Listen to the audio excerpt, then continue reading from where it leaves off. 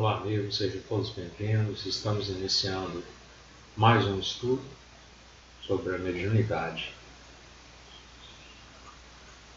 Iniciaremos agora a nossa aula de número 39, Comunicação Mediúnica, parte 1. Nós teremos ela dividida em talvez 3 partes. Trata-se de um tema muito importante e eu resolvi ampliar um pouco mais com a ajuda dos estudos do Hermínio C. Miranda. Então nós temos aí bastante assunto para discutirmos, né? Para que a aula também não fique muito extensa, então eu resolvi dividir em 3 partes. Então, para iniciar, vamos pedir que o Mestre Jesus esteja presente. Como sempre, nós solicitamos nossos anjos guardiões e protetores para nos influenciarem, né, para o bem, para que possamos fazer esse estudo, né, com as interpretações de forma mais correta dentro do Espiritismo, no Espírito dentro. Vamos lá? Então, nessa aula de número 39, Comunicação Mediúnica, parte 1.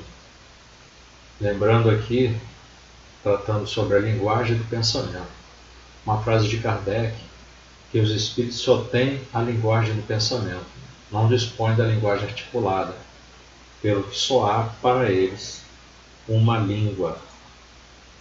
É muito interessante nós trabalharmos em cima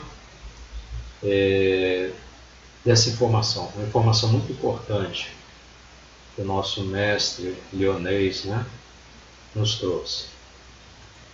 Então, dando continuidade pelo nosso entendimento, nós podemos ver que não é tão simples assim, porque nós estamos muito acostumados com esse nosso corpo físico, com essa função do nosso pulmão, das cordas vocais, né? Dessa arte da palavra, né? Do vocabulário, da língua, né? Qual nós estamos acostumados a utilizar para registro de forma verbal, né? Com o uso do ar, né? Das ondas mecânicas que se propagam pelo ar,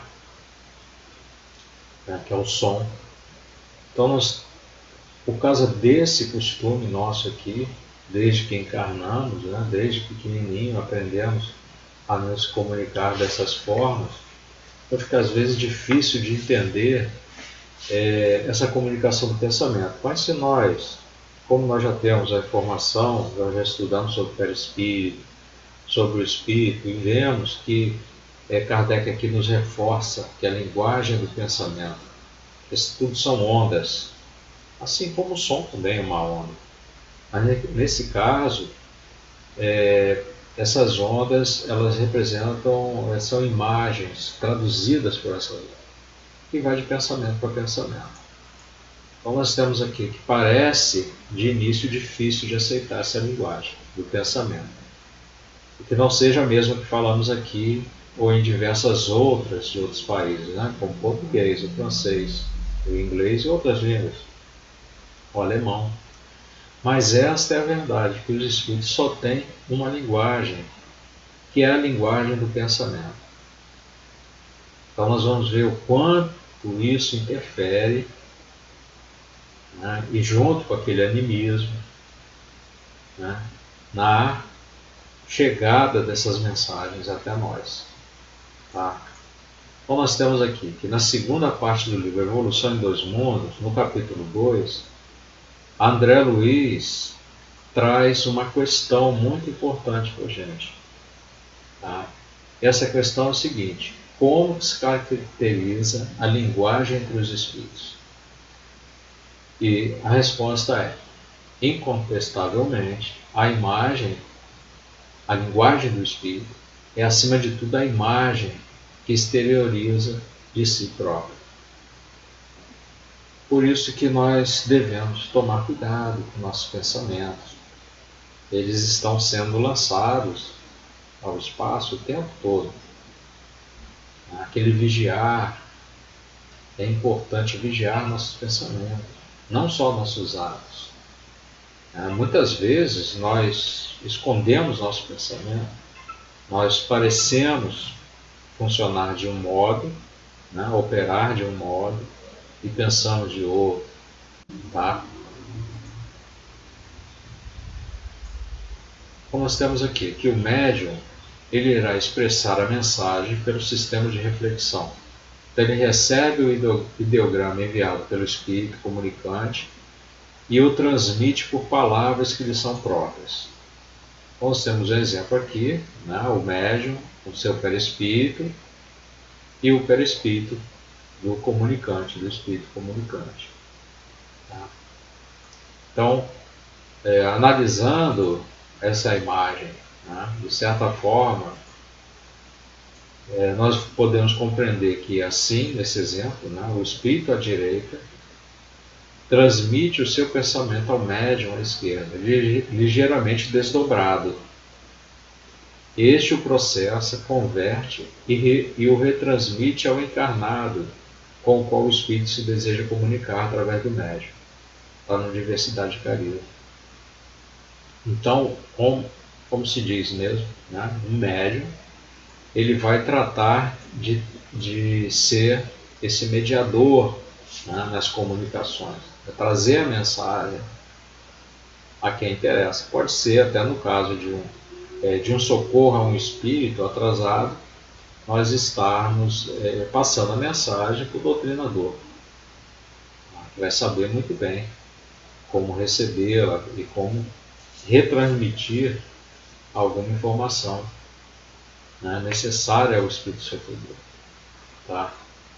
Nós temos então que o problema é o espírito encontrar um que seja médium e que lhe possa, com palavras escritas ou faladas, inteligíveis, traduzir verdadeiramente todo o conteúdo com o mínimo de distorções dos significados. Isso é um ponto importantíssimo, porque eu me recordo de alguns experimentos de Kardec, que tem na Revista Espírita. Ele coloca mesmo no papel a reclamação do espírito de que aquele médium não era o médium que ele queria para que traduzisse toda a sua informação. Ele tinha certeza que ele, ao passar a informação para aquele médium, ele não iria compreender e traduzir da forma que mais seria verdadeira para o espírito. Isso aconteceu muito. E há muitas, aconteceram muitas dessas reclamações. Imagina hoje, Então, logo, a comunicação mediúnica é resultante de um entendimento telepático, de mente para mente, entre o espírito manifestante e o médium. Então, e deste para o desencarnado, e já convertida no sistema de linguagem articulada, isto é, palavra escrita ou falada. Lá no Hermínio Sebiranda também. Nós devemos, eu coloquei uma observação aqui, essa observação é minha, nós devemos ter em mente que os espíritos comunicantes já estiveram encarnados e conhecem bem a linguagem articulada, falada ou escrita, sabendo se utilizar do médium como um instrumento adequado à sua transmissão de mensagens.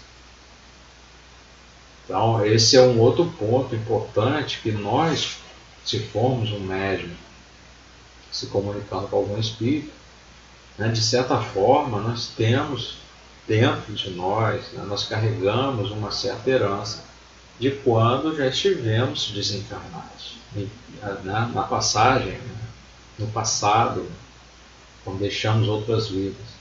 Então, que também temos as experiências do passado do espírito encarnado. O médium será levado em conta pela sua condição atual, em que seja capaz de interpretar e de converter o pensamento em palavras. Esse é um outro ponto importante para todos nós, porque saber converter a imagem nas palavras adequadas, aí é que entra o problema do nosso animismo. As imagens que nós temos em nossa mente, elas podem se mesclar com as imagens que o Espírito está enviando, e aí a mensagem fica adulterada. Se você não se vigia, se você não tem esse hábito de estar com bons pensamentos, espíritos, outros sofredores poderão interferir nessa comunicação também, mandando suas imagens. E aí a coisa se complica bastante. Então, se você lê um livro, se você lê um livro que descreve uma paisagem, a imagem se forma em sua mente e você poderá então traduzir o que imagina com suas próprias palavras. Quem puder ouvir o que você estiver dizendo também formará uma imagem na mente, que será a tradução das palavras ouvidas e vice-versa. Então a imagem não só induzirá a escrita, mas também quais as palavras a serem utilizadas pelo médium de acordo com o desejo do espírito comunicante.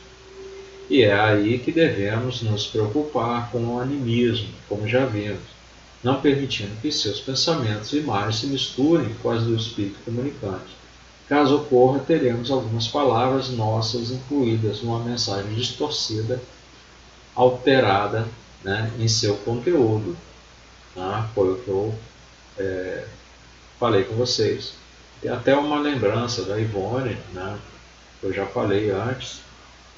Ela precisou ser levada em espírito, num passado remoto dela, lá na Europa, para ela poder entender a comunicação do custódio, porque ela achava que não tinha condição. Estava muito confuso aquelas imagens, mas depois que clareou porque ela já tinha aquele conhecimento, ele sabia que ela tinha, mas faltava o despertar. E foi o que aconteceu. Então, nós temos aqui uma informação do escritor inglês Harry Buddington, de 1948. Ele estudou a mediunidade por 50 anos.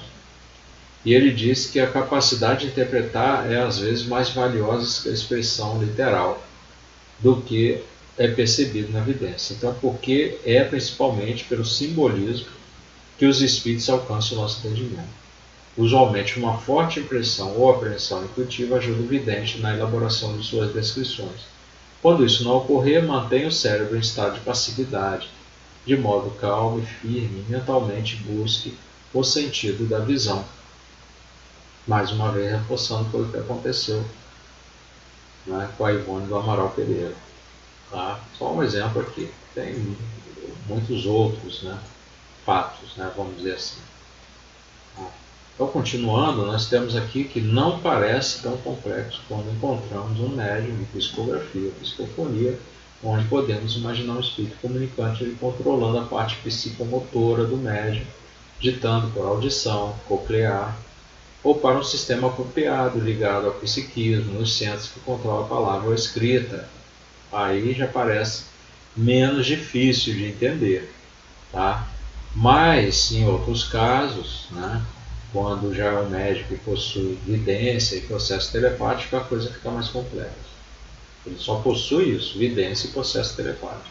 Então, Buddington também achou difícil definir como se processa e como se chega pela visão, pela audição, pela psicofonia, pela telepatia. Mas como já vimos que é através de mente, e assim o perispírito passa para o espírito, o nosso cérebro passa para o perispírito, os nossos órgãos visual, tato, audição e outros, que passam para o cérebro. Então assim é que está em jogo nesse mecanismo de captação de uma comunicação. É o pensamento. É isso que está em jogo. Então Hermínio de Miranda ele comenta no seu livro sobre um caso em que o espírito só conseguiria transmitir suas imagens. E o médium não as interpretava, e só as entendia como simples imagens. No caso, ao perguntar o nome do espírito, o mesmo gerava uma imagem de um pato. Por vezes conseguia transmitir algo, como pergunte ao meu filho que ele saberá o significado. E o nome dele era Drake, que traduzindo é pato, em inglês é pato, Drake. Então por isso que a imagem era de um pato. Kardec comenta que o espírito procura uma condição mais flexível que pode encontrar no psiquismo do médium. O espírito irá emitir seu pensamento, comandando um dos centros motores do médium. Então você veja que é complicado, mesmo num caso desse, que o espírito já tinha pego algumas palavras, não conseguiu entender aquela imagem. do pato, né? O cérebro dele acabou não fazendo essa tradução, ele jogou a imagem mesmo. Então, assim, nós temos aqui vou me retirar aqui. Assim, nós temos pelo menos 3 etapas dentro dessa comunicação mediúnica. Primeiro, a transmissão do pensamento pelo espírito para o médium. Essa é a primeira parte. Segundo, a recepção desse pensamento pelo médium e o processamento dessa informação convertendo a imagem, som, ou palavra escrita ou visão. E a terceira, o médium emite para o destinatário a mensagem que descreverá o pensamento público. Tá? Então, nós estamos aqui finalizando as nossas referências, como sempre. Colocamos aqui no final para que vocês possam pesquisar: Diversidade dos Carismas, do Hermínio Miranda, capítulo 16. Evolução em Dois Mundos, do André Luiz, segunda parte, capítulo 2. Estejam sempre com a gente. E cada vez a gente vai notando que o Espiritismo tem que fazer parte mesmo de nossas vidas. Nós não podemos ficar a ver navios, como se dizia antigamente, esperando que tudo caia do céu, ou que cheguemos algum dia no plano espiritual já evoluídos, se nada fizermos. Precisamos sim estudar, pesquisar, tá? Ler bastante, que é muito importante até mesmo para a nossa memória, né? É um exercício, né, da nossa mente. E bons estudos para todos. Esperamos vê-los na próxima. Tá? Que Jesus os acompanhe sempre.